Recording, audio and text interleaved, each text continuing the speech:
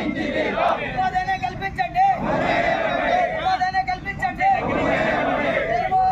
ఐక్యత Visakha steel plant నిర్వాసిత ఐక్యత, Visakha steel plant నిర్వాసిత ఐక్యత, విశాఖ స్టీల్ ప్లాంట్ కాంట్రాక్ట్ కార్మిక ఐక్యత. తొలగించిన కాంట్రాక్ట్ కార్మికులంటే విధిలో తీసుకోవాలి, తొలగించిన కాంట్రాక్ట్ కార్మికులంటే విధిలో తీసుకోవాలి. ఈరోజు విశాఖపట్నం స్టీల్ ప్లాంట్ మేనేజ్మెంట్ వారికి హృదయపూర్వకమైనటువంటి నమస్కారాలు తెలియజేసుకుంటున్నాం. ఎందువల్లంటే స్టీల్ ప్లాంట్ కోసం భూములు ఇచ్చినటువంటి నిర్వాసితులమే సుమారుగా 26,000 ఎకరాలు ఇచ్చాము. 16,500 మందికి ఆర్ కార్డులు ఇచ్చారు. అందులో 8,000 మందికి ఉపాధి అవకాశాలు కల్పించారు. ఇంకా 8,500 మందికి ఉపాధి కల్పించాలి. మరి ఈ సందర్భంగా మాకు మేమేం మాట్లాడుతున్నాం అంటే మా ఆవేదన ఎమ్మెల్యే గారు, ఎంపీ గారు, రాష్ట్ర ప్రభుత్వం మా సహకారం ఉంది. స్థానికంగా ఉన్నటువంటి కౌన్సిలర్స్ కానివ్వండి, కార్పొరేటర్లు కానివ్వండి, మండల అధ్యక్షులు కానివ్వండి, మీరు ఎందుకు సపోర్ట్ చేయట్లేదు? మా బాధలు మీకు పట్టవా? మా ఓట్లే కావాలి కానీ మా బాధలు మీకు పట్టవని అంటే చెప్పండి. రానున్న రోజుల్లో ముందుంది ఎలక్షన్. వాళ్ళకన్నా మీరు ఎక్కువ ఎమ్మెల్యే గారు, ఎంపీ గారి కంటే మీరు పెద్ద పుడింగ్లా? ఈ సందర్భంగా మనసు ఆవేదన కడిగి మాట్లాడుతున్నాం. స్థానికంగా ఉన్నటువంటి నాయకత్వం ఏదైతే ఉందో 100% మా యొక్క సమస్య పైన మీరు స్పందించకపోతే మీరు కౌన్సిల్ హాల్కి వెళ్ళరు, లేకపోతే ఎటువంటి రాజకీయ భవిష్యత్తు ఉండదు. కాబట్టి మీకు మరొక మారి హెచ్చరిస్తున్నాం. స్థానికంగా లీడర్షిప్ చేసినటువంటి వ్యక్తులు ప్రతి ఒక్కరు కూడా మాకు ఎమ్మెల్యే గారితో పాటు, ఎంపీ గారితో పాటు మీరు సహకరించాలి.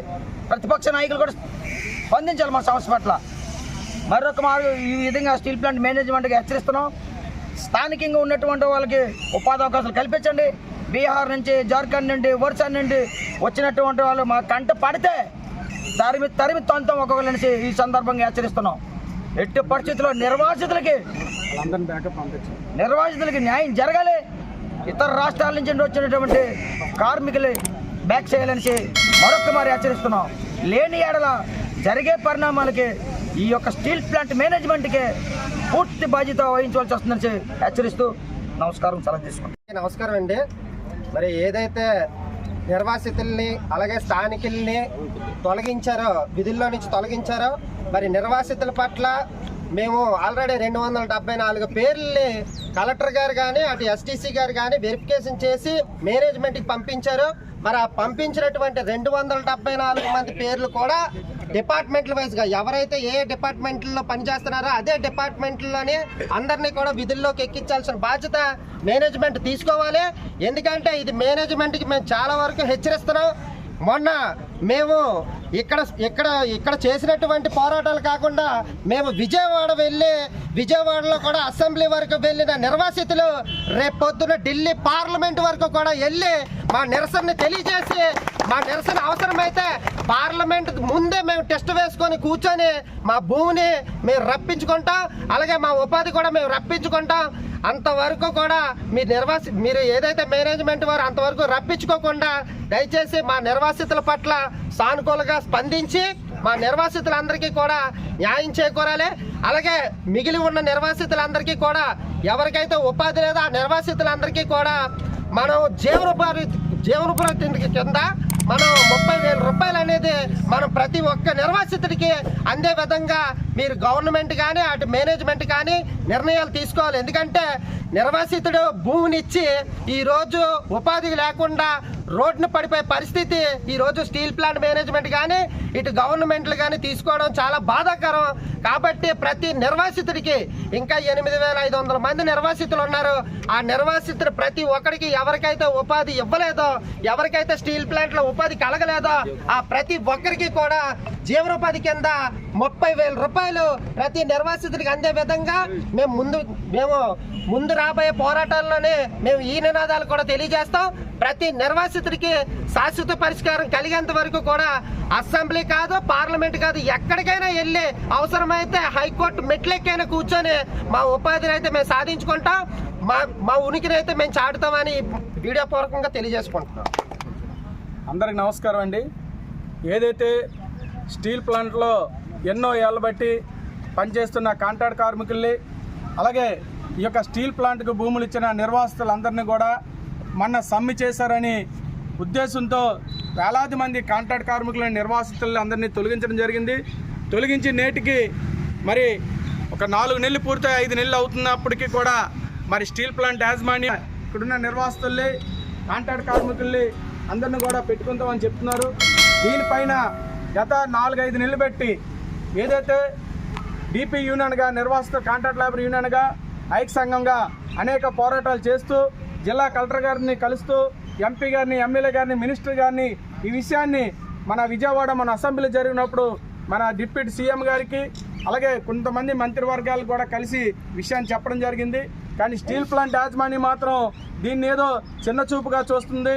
మేమైతే ఖచ్చితంగా చెప్తున్నాం, దసరా వెళ్ళిన 2 రోజుల్లో కానీ తొలగించిన నిర్వాసిత కాంట్రాక్ట్ కార్మికుల్ని, స్థానికంగా ఉన్న ఎన్నో ఏళ్ళ బట్టి పనిచేస్తున్న కాంట్రాక్ట్ కార్మికులు కానీ పెట్టుకోకపోతే ఇప్పుడే అందరం కూడా నెహ్రూ పార్కులో భవిష్యత్తు కార్యాచరణ రూపొందించుకోవడం జరిగింది. ఈ రూపొందించుకుని ఏదో గతంలో లాగా మేము పాంప్లెట్ వేసో ఇంకో వేసే కాదు, మరి కడుపు మంటతో రేపొద్దున్న ఏ రకంగానే సరే దాడి జరగవచ్చు. రేపొద్దు మాకు ఏమైనా డ్యామేజ్ జరిగినా స్టీల్ ప్లాంట్ కార్మికులకు కానీ, ఇక్కడున్న మేనేజ్మెంట్ కానీ ఎవరికి అన్యాయం జరిగినా సరే దీనికి పూర్తి బాధ్యత స్టీల్ ప్లాంట్ యాజమాన్యది. ఇక్కడ ఉన్న కేంద్ర రాష్ట్ర ప్రభుత్వాలు బాధ్యత వహించవలసి వస్తుందని చెప్పి సందర్భంగా తెలియజేస్తూ, ఈ విషయంపై నిన్న సిపి గారు కానీ ఇక్కడున్న సిఏ గారు కూడా స్పందించారని తెలిసింది. చాలా ధన్యవాదాలు. నిన్న మాట్లాడారని కూడా తెలిసింది. మేము ఈ రోజు వరకు ఏ ఒక్క డ్యామేజ్ చేయకుండా శాంతియుతంగా మా కార్మికులందరినీ పనిలో పెట్టమని అయితే మేము ప్రతి అధికారిని కోరుకుంటున్నాం. ఆ రకంగా జరగకపోతే మన ఆకలి మంటలతో ఏ రకంగానే జరగవచ్చు. మా ఫ్యామిలీకి ఎటువంటి ఆపద జరిగినా ఇక్కడున్న రేపొద్దున్న మెయిన్ గేట్ కానీ, బీసీ గేట్ కానీ ముట్టడికి కూడా అయ్యే అవకాశం ఉంది. ఈ కార్మిక వర్గం అంతా కూడా, నిర్వాసితులందరూ కూడా ఖచ్చితంగా స్టీల్ ప్లాంట్ మెయిన్ గేట్ కానీ, బీసీ గేట్ కానీ ముట్టడించి ఆపుతామని చెప్పేసి అందరు అభిప్రాయాలు వచ్చాయి. కానీ ఆ దిశగా మేము ఆలోచన చేయట్లేదు, ఆ దిశగా వెళ్ళదలుచుకోవట్లేదు. కాబట్టి ఈ 2-3 రోజుల్లో మీరు కానీ తేల్చకపోతే మరి ఇది ఈ ఉద్యమం ఏ స్థాయికి వెళ్తుందో ఎవరు కూడా చెప్పలేము. దయచేసి స్టీల్ ప్లాంట్ యాజమాన్యానికి ఒకటే హెచ్చరిస్తున్నాం, జిల్లా కలెక్టర్ గారు కానీ, ఎమ్మెల్యే గారు, ఎంపీ గారు చెప్పిన దిశగా మీరు ముందడుగు వేయాలి.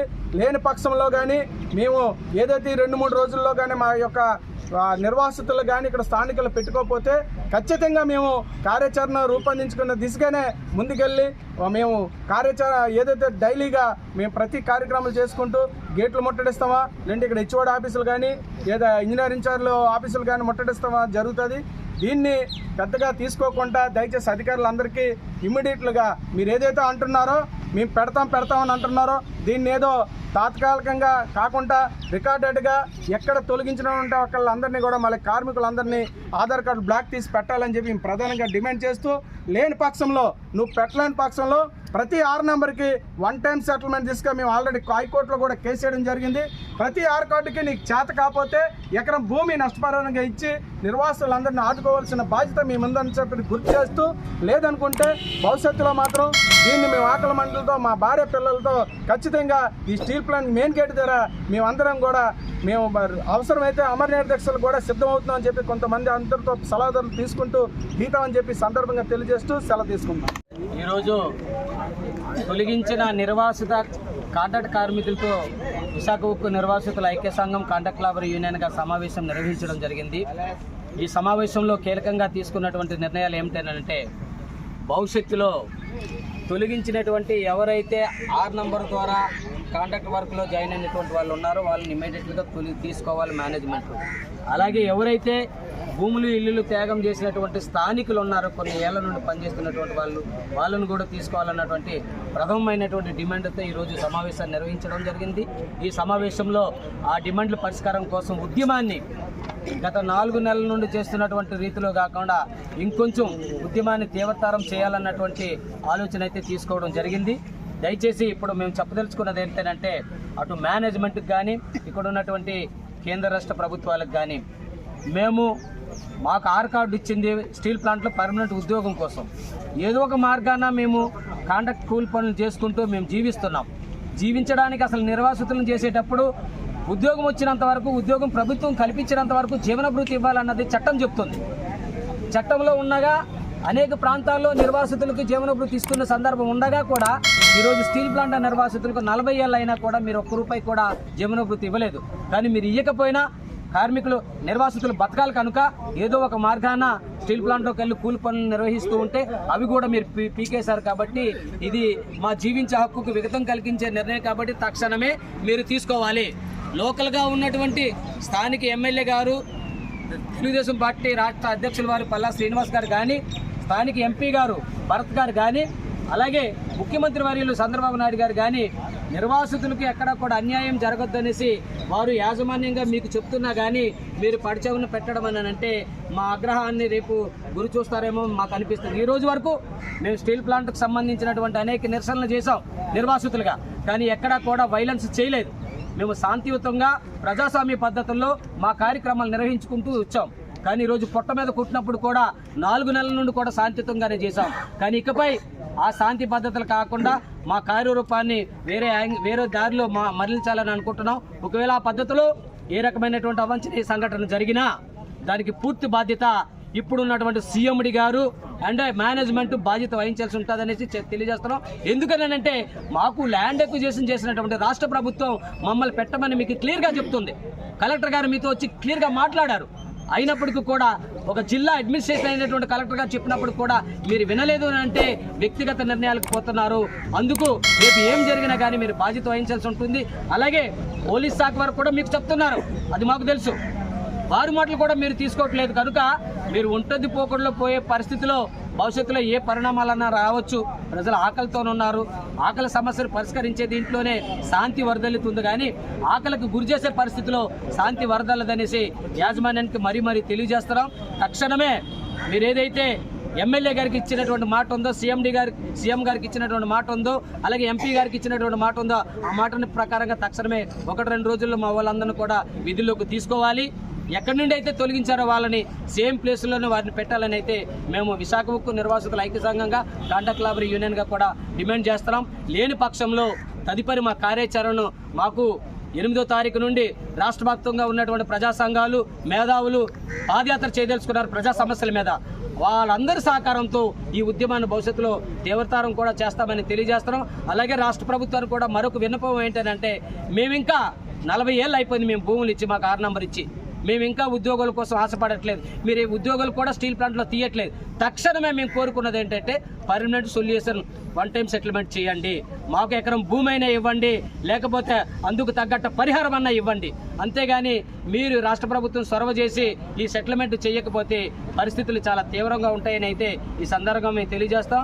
ఈ పరిస్థితులకు రాష్ట్ర ప్రభుత్వం గారు దృష్టిలో తీసుకొని పరిష్కరించాలని అయితే రాష్ట్ర ప్రభుత్వాన్ని కూడా వేడుకుంటున్నాం. ఈ సందర్భంగా మీ అందరికీ ధన్యవాదాలు తెలుపుతూ ముగిస్తున్నాం.